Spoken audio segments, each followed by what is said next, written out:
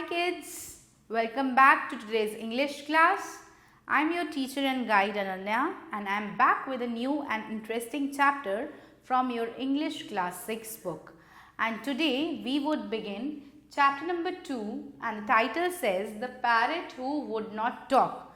Children, do you know parrots can talk? Parrot is a special bird which can talk. In fact, parrots are the birds which repeat whatever you say.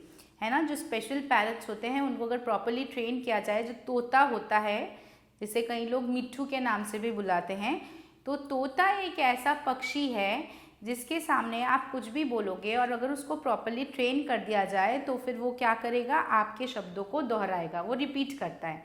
ठीक है, और इसीलिए कई लोग अपने घर में तोता पालना बहुत पसंद करते हैं. So today we are going to study about a parrot who did not talk, जो बात नहीं करता था. So let's begin the chapter. Often we hear someone says, "Don't parrot me." What they mean to say is, "Don't copy what I am saying." See children, this is a phrase.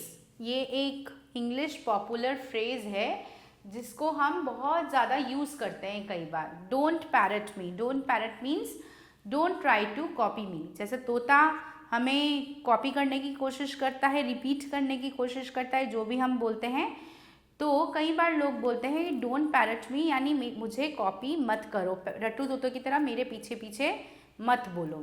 Alright, we are now going to read the following story written by Ruskin Bond about a parrot who wouldn't talk.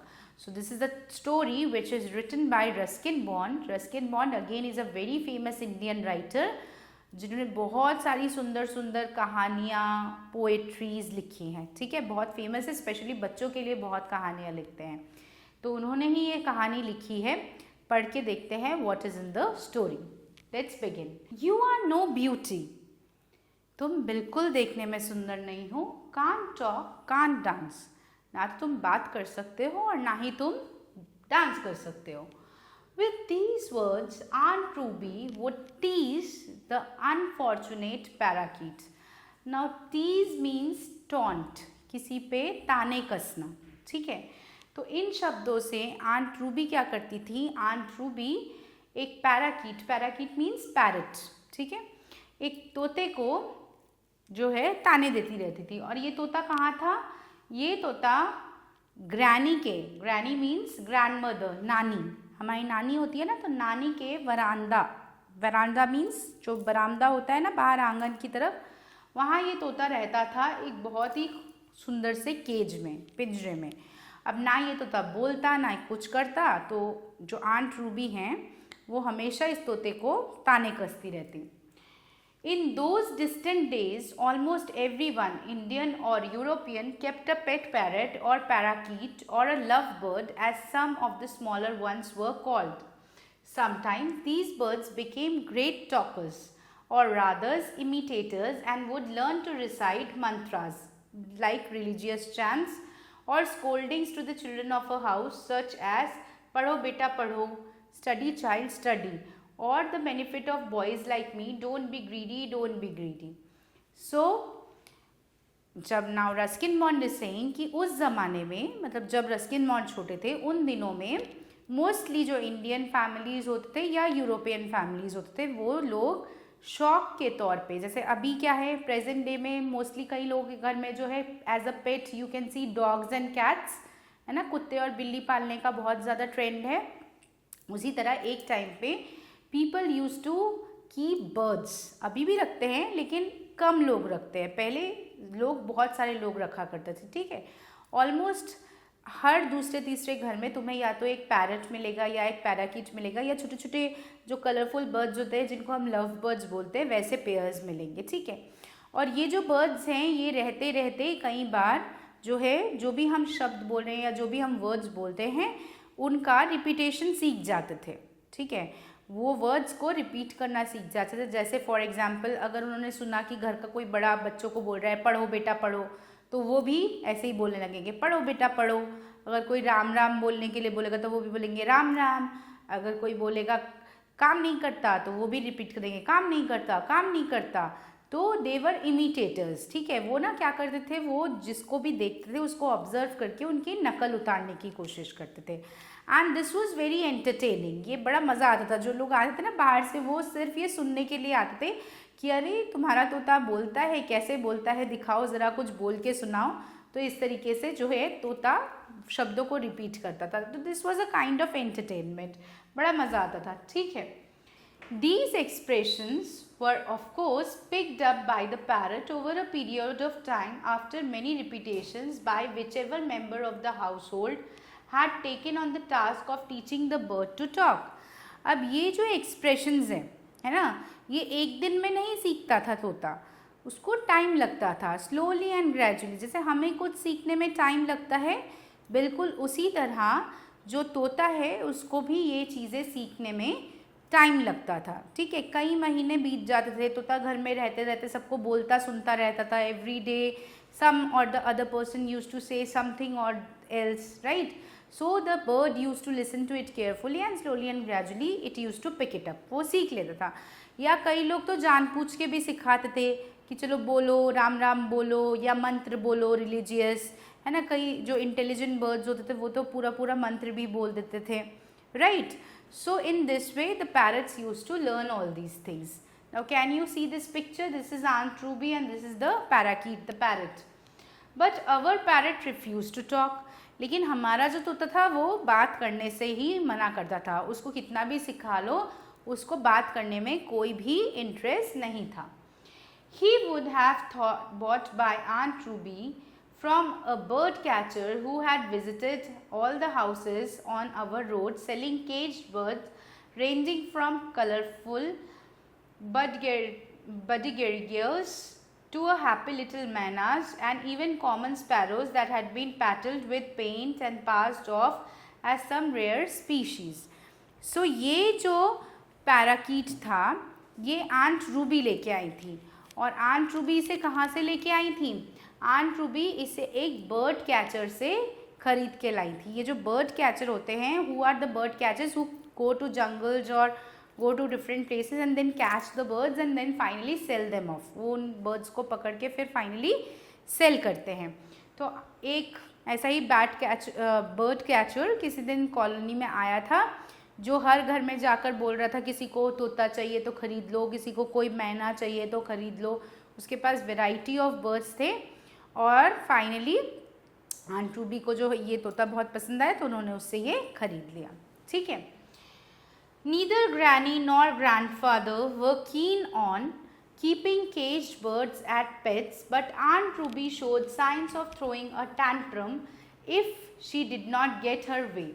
And Aunt Ruby's tantrums were dreadful to watch. Now, ना तो दादाजी, ना ही नाना जी, ना ही नानी माँ, कोई भी जो है बर्ड्स को इस तरह से पिंजरे में बंद करके रखना पसंद नहीं करते थे।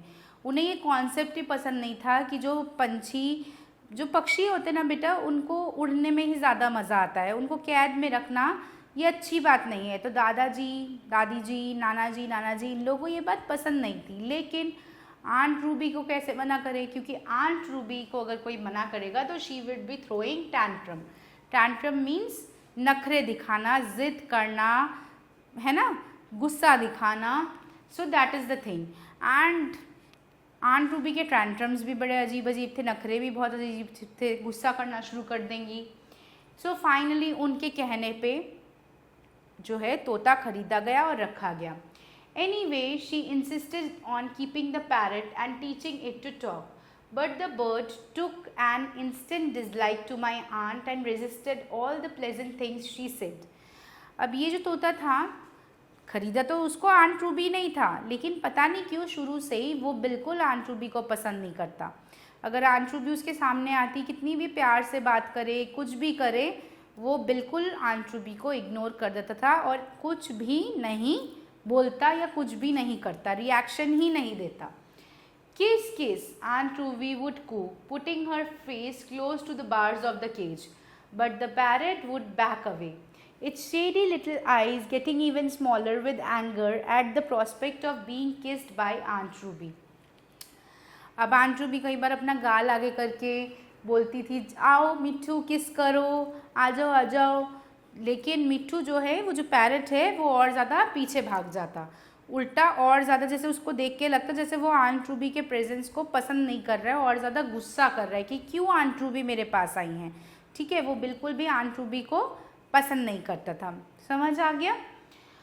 And on one occasion it suddenly dived forward without warning and knocked Aunt Ruby's spectacles off her nose.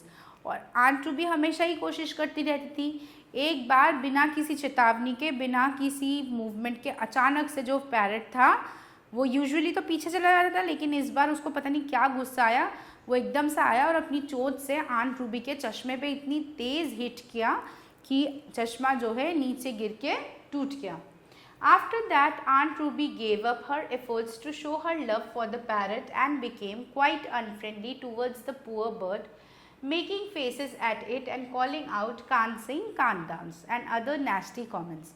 और उस पर्टिकुलर इंसिडेंट के बाद आंट रूबी ने पैरट से जो है मेल जोल कम कर दिया। इनफैक्ट पहले जैसे वो प्यार करती थी पैरट को जाकर या उसको कुछ सिखाने की कोशिश करती थी, अब उन्होंने ये सारी कोशिशें छोड़ दी। अब तो वो जब भी पैरट के आसपास गुजरती उसको या तो ताने मारती या फिर उसका मजाक उड़ाती। ठीक है, उसको उल्टे सीधे कमेंट्स करती। It fell upon me then 10 years old to feed the parrot and it seemed quite happy to receive the green chilies and ripe tomatoes from my hands.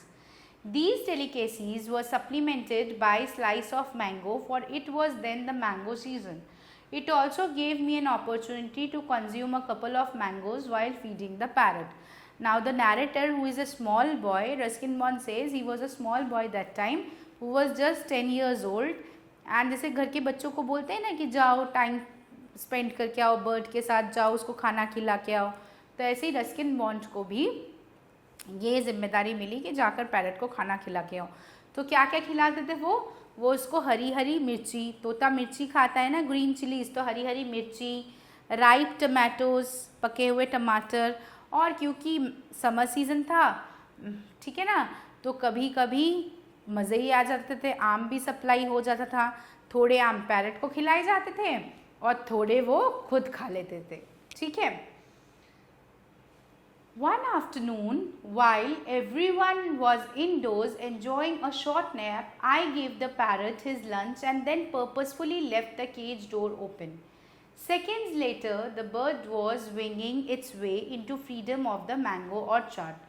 अब एक दिन क्या किया, एक दिन दोपहर को जब सबने खाना वाना खा लिया और पैरट को खाना खिलाने के बाद जो नैरेटर हैं, छोटे जो बच्चे थे 10 साल के तब, वो उन्होंने जानबूझ के, पर्पसफुली मीन्स इंटेंशनली, जानबूझ के जो है पिंजरे का दरवाज़ा खुला छोड़ दिया कि दरवाज़ा खुला रहेगा तो देखता हूँ ये बर्ड क्या करता है।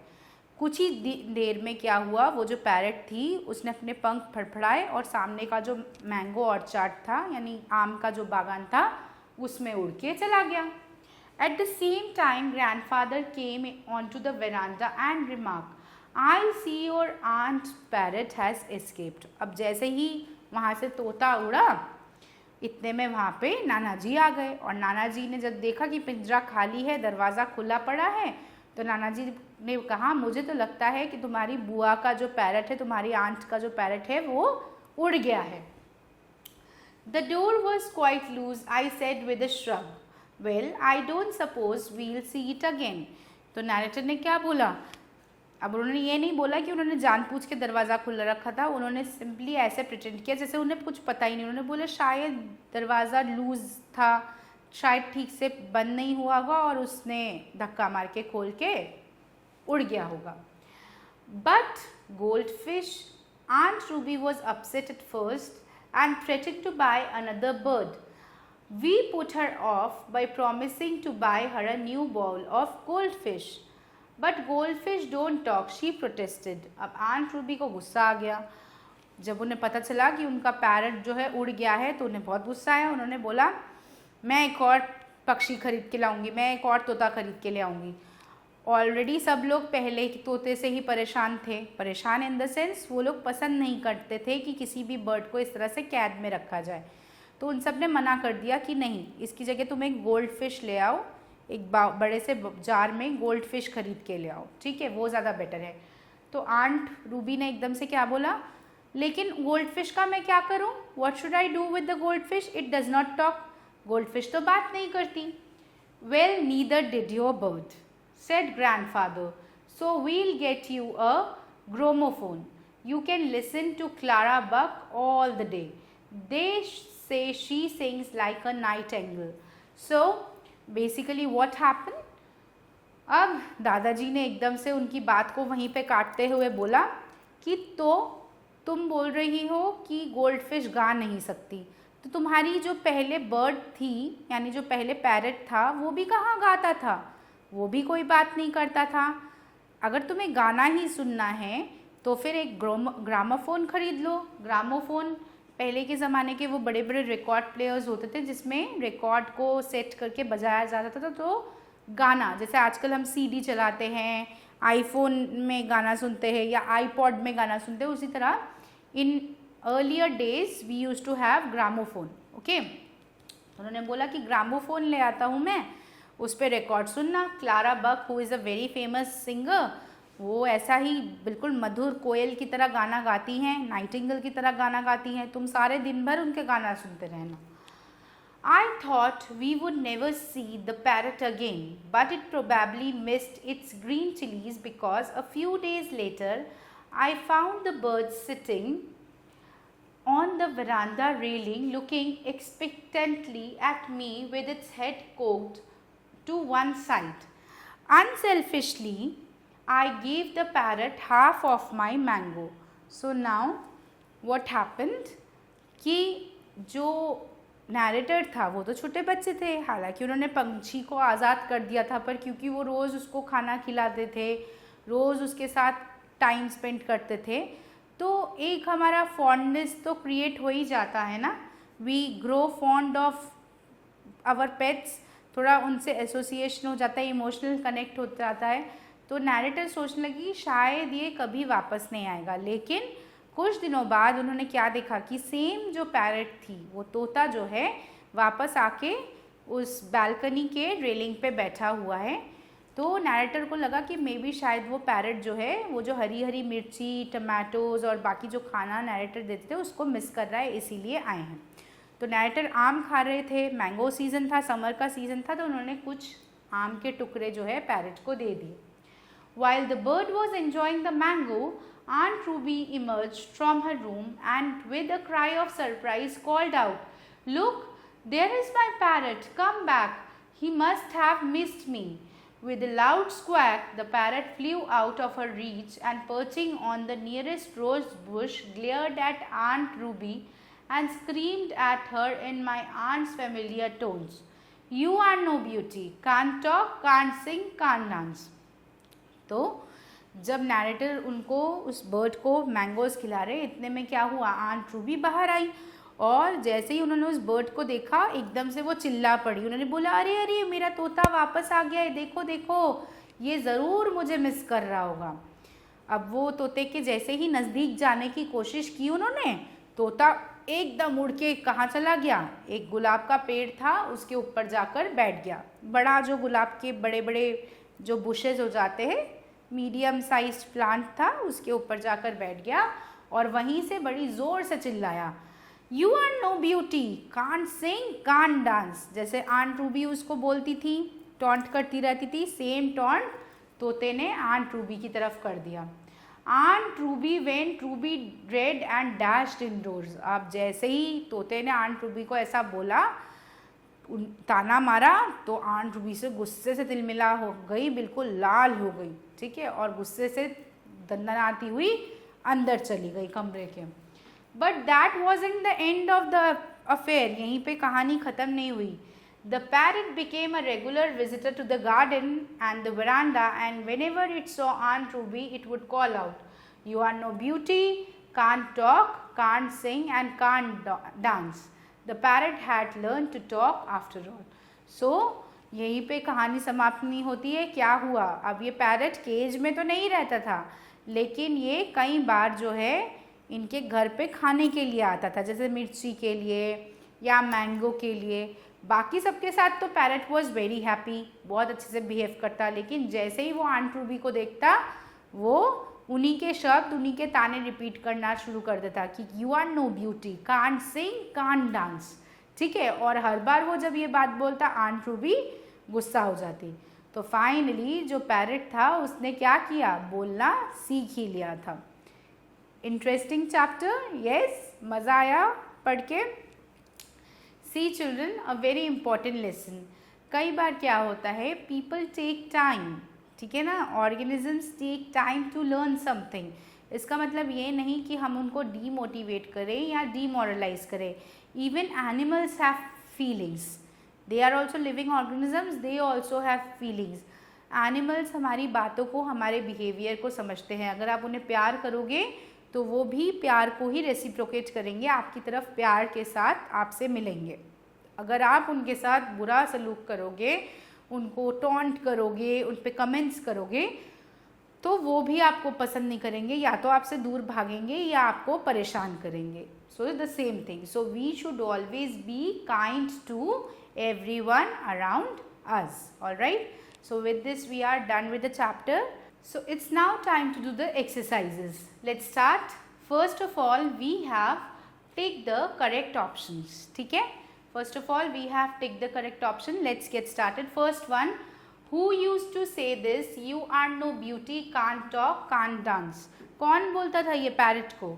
Aunt Ruby. So tick Aunt Ruby. Okay, next, whose duty was to teach the parrot? Parrot को कौन सिखाता था बातें? आंट रूबी, अंकल, नेबर और मॉम? आंट रूबी ही सिखाती थी। She only used to try. Third one, tantrums were dreadful to watch. किसके टैंट्रम्स? आंट रूबी के टैंट्रम्स, यानी आंट रूबी के नखरे बड़े भयानक होते थे देखने के लिए। Fourth one, knocked aunt Ruby spectacle of her nose. किसने स्पेक्टेकल को तोड़ दिया? Who had broke the spectacle? The parrot. Clear? So we are completed. We have done the tick the correct option. Now let's move further. Okay children, now let's do match the following. So certain words have been listed under column A and certain have been listed under column B. So let's match them accordingly. Unfriendly we will match with hostile. Emerged means to come out. Okay, came out. Perching means sitting. Screamed यानी चिल्लाना, that means shouted. Okay, then opportunities means chances. Okay, short nap means sleeping for a short while. So short nap, short time to sleep. Insisted means when you are requesting somebody. So insisted will be matched with requested. And dislike means when you don't like someone, so that is hate. Okay, so this is match the following. These are the words and these are the meanings of the words. So we have matched the words with the word meanings. Clear? So we are done. I hope you have noted this down. Now let's move further. Let's see what is the next exercise. We have take the true statements and cross out the false statements. All right, जो true statements है उनको हमें टिक करना है और जो false statements है उनको हमें क्रॉस कर देना है। First one, neither granny nor grandfather was keen on keeping caged birds as pet. This is true. दोनों में से किसी का इंटरेस्ट नहीं था, ना तो नाना जी चाहते थे और ना ही नानी माँ चाहती थी। Second one, aunt Ruby insisted on keeping a parrot. Aunt Ruby जो है पैरट को रखना चाहती थी। Aunt Ruby insisted on keeping a parrot, yes, she insisted. This is true. Third one, the parrots did not like to kiss Aunt Ruby. Parrot Aunt Ruby को किस करना पसंद नहीं करती थी। This is true. वो हमेशा पीछे हट जाती थी। Aunt Ruby जैसे ही आसपास होती पैरट भाग जाता। Fourth one, when the parrot did not talk, Aunt Ruby left all the efforts to make him talk. Yes, this is again true. Next, fifth one, the narrator left the cage open purposefully. क्या narrator ने जानबूझ के cage open रखा था? Yes, it is also true. So mostly as you can see all the statements are true है. All right, now let's do question number D. Answer the following questions.